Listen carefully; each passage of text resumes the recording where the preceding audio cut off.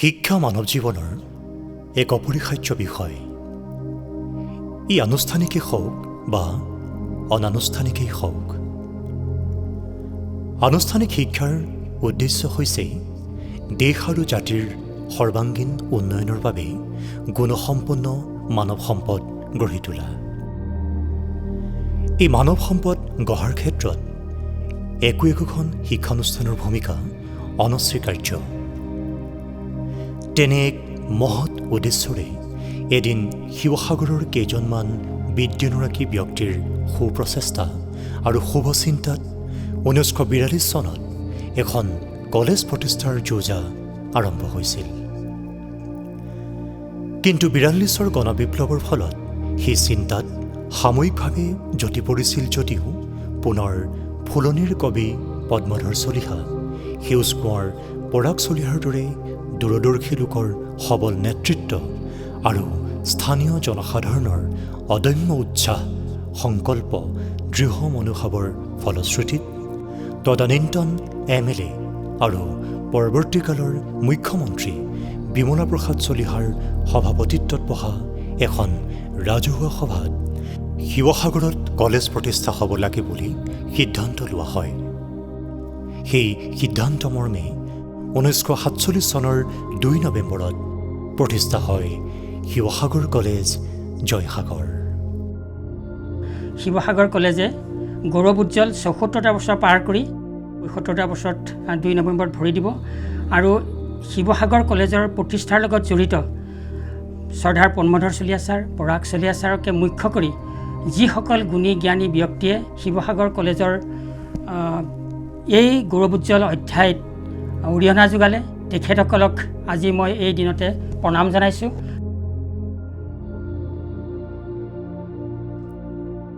এইখনেই ঐতিহ্যমণ্ডিত শিৱসাগৰ কলেজ। সেই বছৰৰে 5 নৱেম্বৰ তাৰিখৰ পৰা কলেজৰ IA শ্ৰেণী শিৱসাগৰ চহৰৰ কালীপ্ৰসাদ স্মৃতি ভৱনত আৰম্ভ হয়। অধ্যক্ষ হিচাপে পদ্মধৰ চলিহা আৰু উপাধ্যক্ষ হিচাপে পৰাগ চলিহাই দায়িত্ব কান্ধ পাতি লৈ কলেজখনৰ উন্নয়নৰ বাবে অহোপুৰুষাৰ্থ কৰিলে। শিৱসাগৰ কলেজ পদ্মধৰ চলিহাই যদিও আৰম্ভ কৰিলে, কিন্তু গোটেই ইয়াৰ কামখিনি সম্পূৰ্ণৰূপে পৰাগ চলিহাই কৰিছিলে। তেওঁ সফল ডেকা আছিলে, তেতিয়া বহুত পৰিশ্ৰমী, খুব কমেই মানুহ আছিলে। ৰাতিপুৱা তেওঁ 8টা বজাতে ওলাই যায় শিৱসাগৰ কলেজৰ কাৰণে, আৰু ৰাতি তেওঁ 10-11টা বজাত সোমায়। কলেজৰ শৈক্ষিক পৰিৱেশ বা শাসন এইবিলাকত তেওঁ মানে অকণমান সময় ইফাল সিফাল হ'লে একদম ৰুদ্ৰমূৰ্তি ধাৰণ কৰিছিলে। পৰাগ চলিহাৰ এটা সপোন আছিলে যে তেওঁ এখন মানে ৰুৰেল বিশ্ববিদ্যালয় বনাব, শিৱসাগৰ কলেজখন এখন ৰুৰেল বিশ্ববিদ্যালয়লৈ পৰিণত কৰিব। সেই চিন্তাটো তেওঁ কৰিছিলে। শিৱসাগৰ কলেজ তেওঁৰ কাৰণে প্ৰাণ।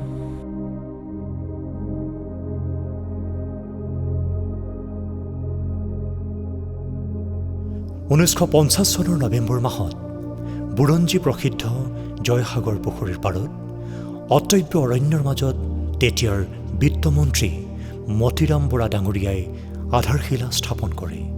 আৰু 1952 চনৰ ছেপ্টেম্বৰ মাহত অসমৰ ভূতপূৰ্ব ৰাজ্যপাল মহামান্য জয়ৰাম দাস দৌলতৰাম মহোদয়ে কলেজ চৌহদৰ দুৱাৰ মুকলি কৰে।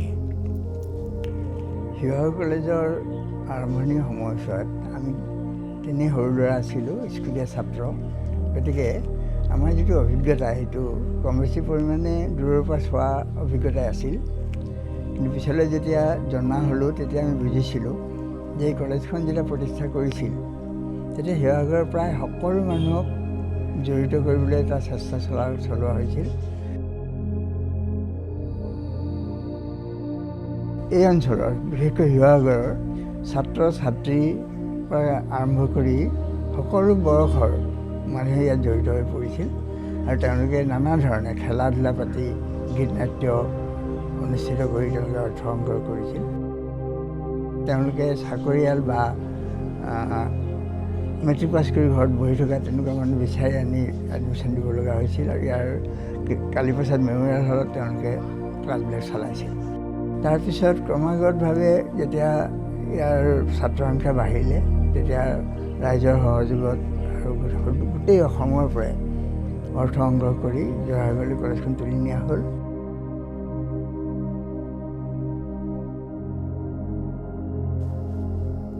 নতুন স্থানত কলেজখন লাহে লাহে ঠন ধৰি উঠিল। 1956 চনত কলিকতাৰ তান্তিয়া পৰিয়ালৰ দানেৰে তান্তিয়া বিজ্ঞান ভৱন, মাংগীলাল বাগড়ীৰ দানেৰে কলা শাখাত বাগড়ী হল, বিহাৰীলাল লাহোটীৰ দানেৰে হৰিবক্স লাহোটী হল, লোকসভাৰ প্ৰাক্তন সাংসদ প্ৰফুল্ল চন্দ্ৰ বৰুৱাৰ সহধৰ্মিনীৰ স্মৃতিত তদানীন্তন উপৰাষ্ট্ৰপতি ডক্টৰ সৰ্বেপল্লী ৰাধাকৃষ্ণন মহোদয়ে উন্মোচন কৰা হিৰণ্যপ্ৰভা মেমৰিয়েল পুথিভঁৰাল আৰু সংগ্ৰহালয়, দেৱীপ্ৰসাদ মজিন্দৰ বৰুৱাৰ পিতৃৰ নামত দুৰ্গাপ্ৰসাদ মজিন্দৰ বৰুৱা প্ৰশাসনীয় ভৱন আদি উল্লেখযোগ্য ভৱনসমূহ গঢ়ি উঠিল।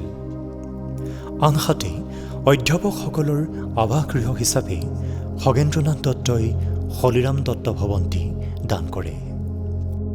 তদুপৰি টি বোৰ্ডে আগবঢ়োৱা ধনৰাশিয়ে হোষ্টেল নিৰ্মাণ, শিক্ষক আৱাস আৰু জয়ছাত্ৰী নিবাস আদি নিৰ্মাণত সহায় আগবঢ়াইছিল। কলেজখনৰ আন এটি আকৰ্ষণীয় সম্পদ হ'ল চৌহদৰ মধ্যভাগত অৱস্থিত গুৱাহাটী বিশ্ববিদ্যালয় স্থাপনত প্ৰথম নেতৃত্ব লোৱা অসমৰ সুসন্তান স্বৰ্গীয় মাধৱ চন্দ্ৰ বেজবৰুৱাৰ নামেৰে নিৰ্মিত এটি আটকধুনীয়া প্ৰেক্ষাগৃহ। 2002 চনত বিশিষ্ট চাহ খেতিয়ক ৰঞ্জিত চলিহাৰ দ্বাৰা নিৰ্মিত প্ৰয়াত পিতৃ যাদৱপ্ৰসাদ চলিহা সোঁৱৰণী বক্তৃতা কক্ষটি কলেজৰ এক নতুন সংযোজন হোৱাৰ লগতে হিৰণ্যপ্ৰভা মেমৰিয়েল পুথিভঁৰালটোকে একে সময়তে পুনৰ নিৰ্মাণ কৰি হিৰণ্যপ্ৰভা বৰুৱাৰ সুযোগ্য পুত্ৰ জয়ন্ত বৰুৱাই কলেজখনৰ গ্ৰন্থাগাৰী নহয় সামগ্ৰিক সৌষ্ঠৱো বৃদ্ধি কৰিলে। বৰ্তমান শিৱসাগৰ কলেজত ভাৰত চৰকাৰৰ জৈৱ প্ৰযুক্তি মন্ত্ৰালয় দপ্তৰৰ আৰ্থিক সহযোগেৰে এটি কলেজ পৰ্যায়ৰ বায়'টেক হাব সংযোজন কৰা হৈছে। পদাৰ্থ বিজ্ঞান বিভাগৰ বিজ্ঞানাগাৰটো নেনো টেকনলজিৰ উন্নত মানৰ আহিলাৰে পৰিপূৰ্ণ হৈ আছে। আধুনিক language laboratory, ideal classroom, internet cell আদিৰ ব্যৱস্থা বহু আগতেই এই কলেজত সংযোজিত হৈছিল। কলেজখনে দুপে প্ৰতিষ্ঠাকালৰ পৰাই উন্নতিৰ পথত আগবাঢ়ি আহি আছে। কলেজখনৰ যি উন্নতিৰ গতি অব্যাহতভাৱে সি চলি আহিছে।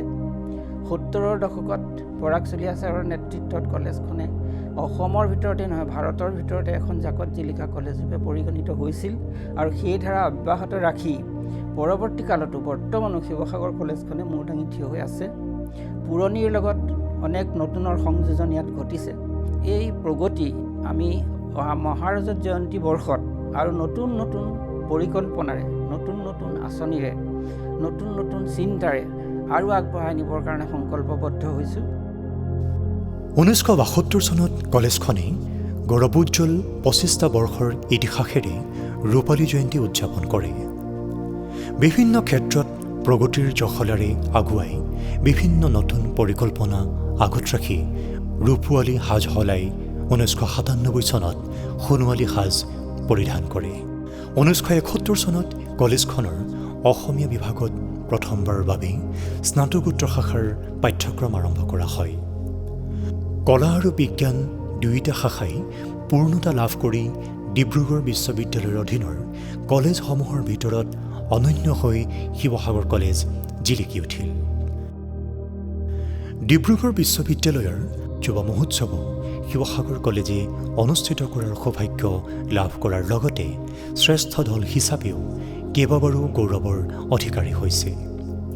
শিৱসাগৰ কলেজৰ জয়যাত্ৰাৰ অন্যতম এক বিষয় হৈছে 2006 চনত বিশ্ববিদ্যালয় অনুদান আয়োগে কলেজসমূহলৈ আগবঢ়োৱা সৰ্বোচ্চ সন্মানজনক এই কলেজ উইথ পটেঞ্চিয়েল ফৰ এক্সেলেঞ্চৰ দৰে সন্মান লাভ কৰা ভাৰতবৰ্ষৰ 100খন কলেজৰ ভিতৰত অন্তৰ্ভুক্ত।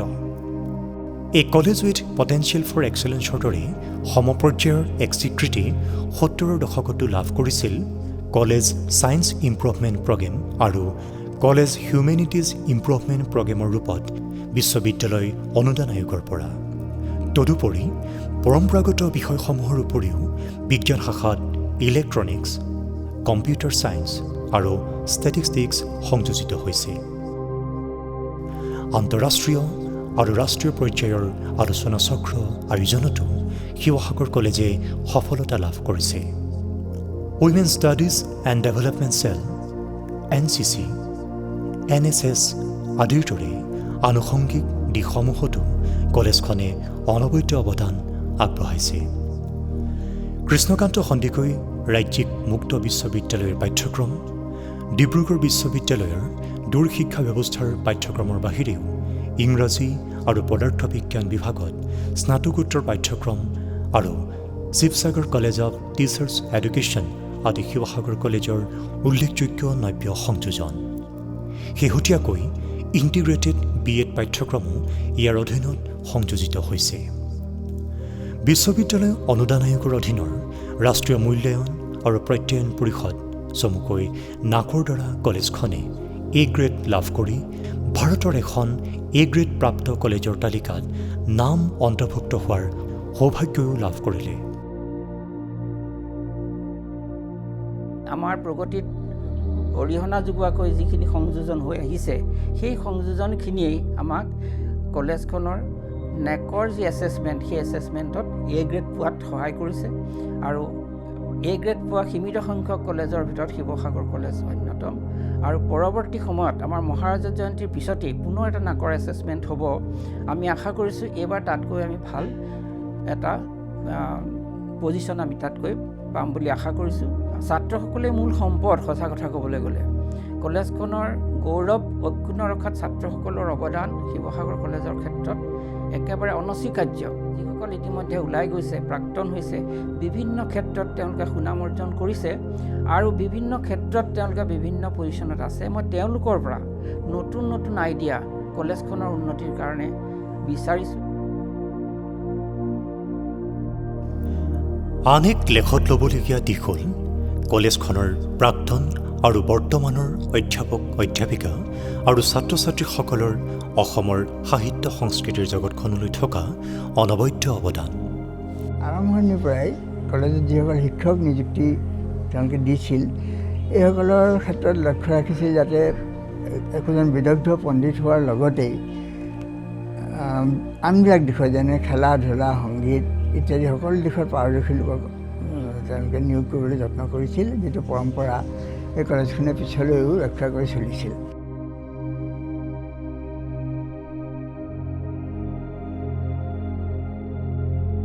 মহাৰাজা জয়ন্তী বৰ্ষটো আমি বৰ্ণাঢ্য কাৰ্যসূচীৰে উদযাপন কৰিবলৈ লৈছোঁ।